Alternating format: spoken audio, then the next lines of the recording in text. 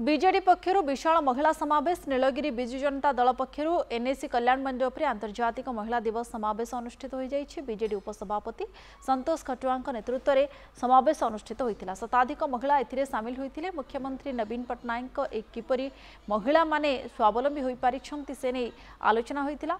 विकासमूलक कार्य नहीं मुख्यमंत्री को धन्यवाद जणाइले महिला। अन्यमानक मध्य ब्लॉक अध्यक्ष शुभलक्ष्मी माझी, एनएसी अध्यक्ष अंबिका दास, जिला परिषद सभ्य सुवर्ण मंजरी सिंह, रंजिता सिंह जोग देथिले। नीलगिरी बिजु जनता दल तरफ विश्व महिला दिवस एटी एनएसी कल्याण मंडप पालन करा जाउछि एवं सबु पंचायत एनएसी रे समस्त निर्वाचित प्रतिनिधि एवं सांगठनिक व्यक्तिविशेष माने समस्त आछंती। महिला माने बहु संख्या आपण देखछन्ती आछंती।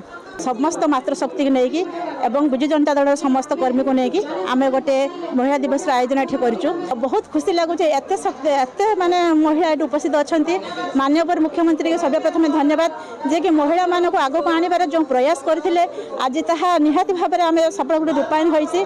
आपण मैंने देखुवे सबु जगार महिला मैंने सबु जगार कर्म तत्पर अच्छा। मु सर्वप्रथम आम माननीय मुख्यमंत्री श्रीजुक्त नवीन पट्टनायक को यही मंचरू धन्यवाद जनाऊँगी एवं आमर जिते आज महिला आछंती सबु महिला तरफ मु धन्यवाद जनाऊँगी जे आम महिला मानक पई से जो समाज रे एवं आमर अर्थनैतिक एवं जहाँ भी आम महिला माने आम आगु को आसबारे जहाँ भी पदक्षेप नहीं से गुड़ा सबू माने जुगान्तकारी पदक्षेप।